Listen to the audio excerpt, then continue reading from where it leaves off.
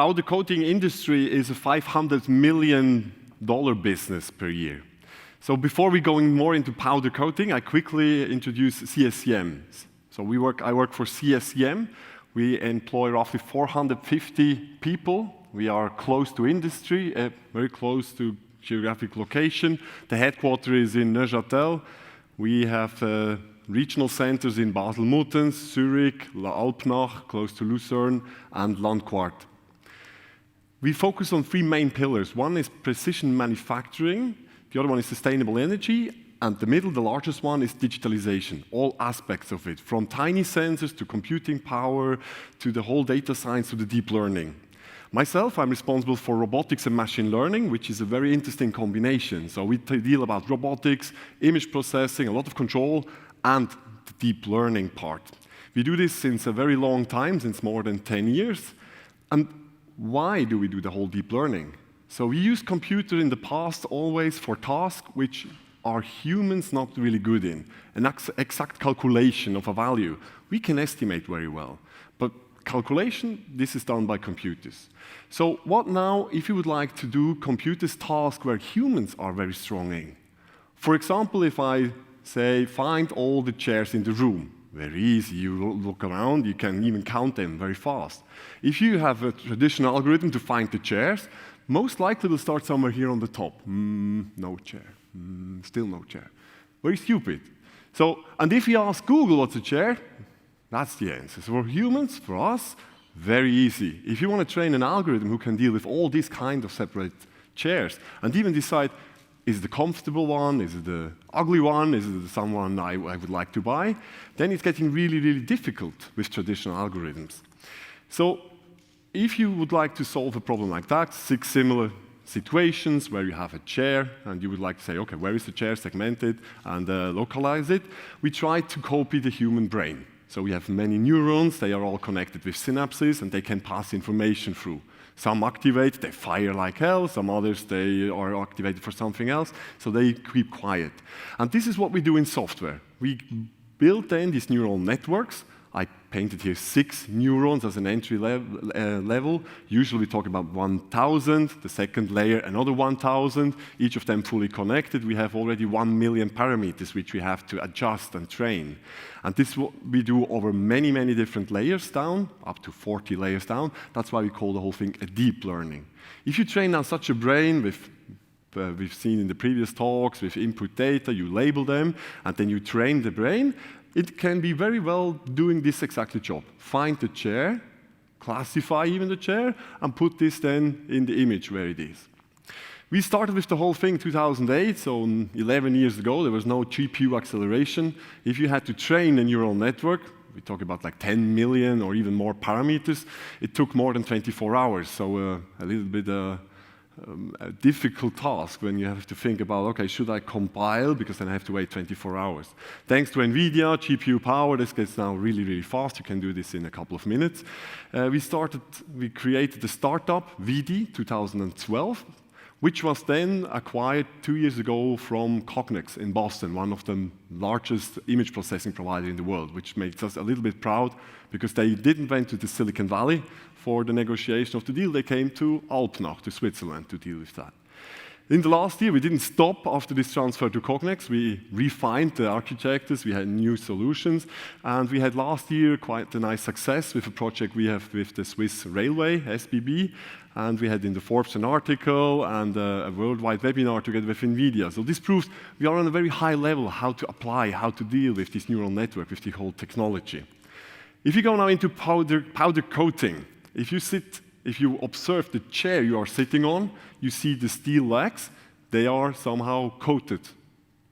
So you have this in many, many products. Whenever you have an anti-corrosive layer, or you want to put some color image effects on your steel or on your material, on your aluminum, one option to do this is you powder coat this whole thing. So one famous company in Switzerland is using them is the USM, the furniture. And if you talk about these machines which are capable of doing this powder coating, they are rather big. So expensive, large machine. This one is in Abu Dhabi for airplane parts from Boeing. Another one is this one. So you see you have a special treatments system. They have several chemical baths before you go then into the oven, basically. Another one here is with robotic system. This is the USM, where they load and unload, even with robots, the parts. You hang them, then you spray them with this powder, and then they are baked in the oven with roughly 200 degrees, and this gives this nice surface coating. A company, a Swiss traditional company, Stobach, is with the sunsheds, and you see they have many different variations. So you see already a little bit the problem. These machines are very expensive, and you have many different clients who would like to have a couple of profiles in the right color, in exactly the right shape. So if you see how these things are stored, that roughly looks like that. So you have huge halls, huge things. They are stored all these different kind of profiles. We're talking about 4,000, and they told me every week, more or less, there is invented a new one, an additional one.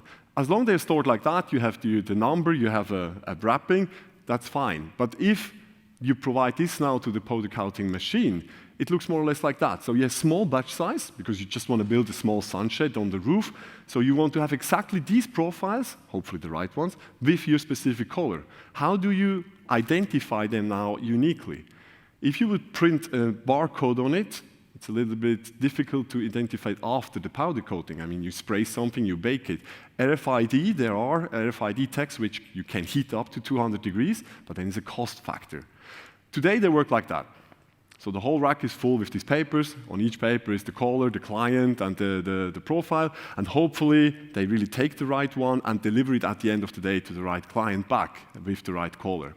So we were thinking RFID is no option, barcode no, so what about poor image processing? So the dream, you have your profile, you take a picture with your smartphone, and classifies the profile. So it seems to be a multi-object classification problem. So you have many different categories, really many, but you have one distinct morphologically per category, but you have to create your own data set. You cannot just download from the internet like other data sets. So all in all, it still looks like a fairly easy problem to solve. So we are robotics, machine learning, we started with a robotic approach to acquire the images, the data set. More or less perfect. So we mounted the smartphone at the front of the robot. We have a black background for the profiles, and now we scan the profiles from the different angles on different heights, and we created more or less a perfect data set, we were thinking. With that, you can quite easily then make a fully automated segmentation. So you cut them out, you have the bounding box, and you can create in a very short time thousands of labeled ground truth image labels, basically, of pictures. An approach was to use CAD files, but the provider of the machine, of the powder coating machine, often does not have the CAD files. The one who is ordering, they have, but they not always. So the value chain is not finished there. That could be an add-on in the future. So we had thousands of frames. They all looked exactly like that. We have different perspectives, different heights, and we trained, or the experts trained, different neural networks, transfer learning, and own architecture, CMEs networks, and we were quite shocked because of the accuracy was only like 80 to 87% with a more or less perfect data set. So we thought, okay, something's going wrong. And then about explainability, it's a little bit difficult to open up the brain. Why did you learn so bad? So we thought, okay, it's too perfect kind of a data set almost. So we did, this is really an easy problem. We said then, okay, now use different smartphones, less pictures, play with the background, and allow a lot of noise. So you see the reflections in the pictures and all kind of, we didn't really take care about now a perfect data set. We used the same architecture, really the same, and suddenly we had more or less perfect results. More than 97%, which is almost really nice result in such a case. So this means, I mean, the data set is highly important. We thought we make everything right. So whenever they have a new profile, they have a robot in their lab, they just scan it and they have the data. And more or less the opposite was true. So the more random noise you allowed with the image acquisition, the more robust got our algorithm at the end. So now you can take with your smartphone a picture. You upload it to the cloud, you could process it locally.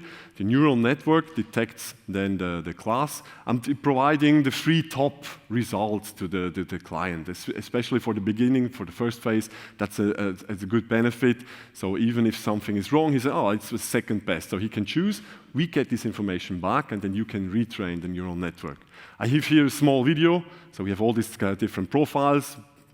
You take a picture. You keep it in your hand, somehow the background, very robust. You upload it to the cloud, you make a classification, and you see the result.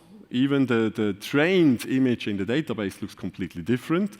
He has a prediction accuracy of 95.78%. That's exactly this profile. So this is a very handy application.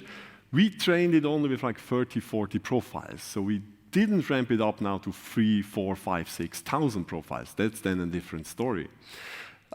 Many applications I've seen in the last years, they always focusing on the neural network. That's really somewhere the tip. So you are there, and you think you have solved it, but if you want to provide a full solution deployed to the client, we had very nice talk just before about accuracy. It's exactly the expert input. You have to solve all these other conditions as well. So data post-processing, expert knowledge. How do you deal with the expert knowledge? Because it's exactly the case. It's never perfect. We had the perfect data set, but then it was not robust.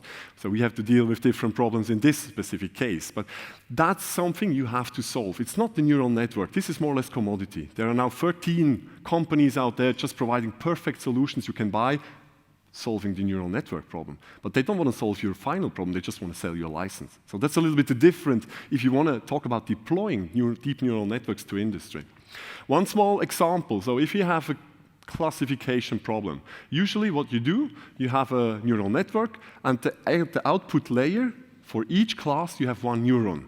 So you have car, bus, train, plane, ship. Can work very well. So for example, our first approach was like that. So we had for each profile we have in our database, one output neuron. What does happen if you add now a profile, or in that case, a rocket? A human would just add the information, how does a rocket look like, to the brain, and he knows everything. It does not work like that with the deep neural networks. You have to add an extra output node, and this is fully connected to the layer. So if you add that, you retrain the neural network. He has a very nice accuracy now for rockets as well. But who does guarantee you that this accuracy before you had with car is still the same? Because here in the brain, something changed. So you have to deal with all these things if you want to deploy it, because I mean that's what's going to happen. You start with 1,000, with 1,500, then you add some more. So what's a good principle architecture here to start with? If you have 30, you could solve it like that. If you have 3,000, you cannot. So this led us then to like a fingerprinting problem. So you don't have for each output neuron, you have like one class, but you have like a vector, which is the feature. Basically what we do, we fingerprint our profile and match that into a database. So this kind of an easy trick, but you have to think from the beginning how you will do that, and you want to ramp it up for the industry. But with this trick, you're open. For 2,000, 3,000, 4,000, as long as there is somehow a separation in the database, you can always identify this is this profile quite easily. That's how you do it with humans as well. For the development and the deployment of the neural networks, we heard it before. It's interesting to talk with you how you did the versioning of the neural networks. This is our own CSCM model store, how we can keep track of all the iterations we've done in the network. With directly output, which data set, with the confusion matrix, with exactly the right architecture, which epoch performed which level. This is very, very handy if you have something like that, such a tool for development, as well as it's deployed, because you will have iteration 1, 2, 3. Who can keep track of that? For the software code itself, you have the Git service, they work very well. But for the neural network itself, if you change a little bit architecture, who takes care of that? So this is something we developed in an own database system, and it's fully available. So this helps us a lot as soon as we deploy the solution. So CSCM has a full source code control. We have no third-party libraries usually. We have no black box. And if you're an expert yourself here in the room, CSCM is hiring. So we are still looking for talents. Thank you very much. I'm open for some questions.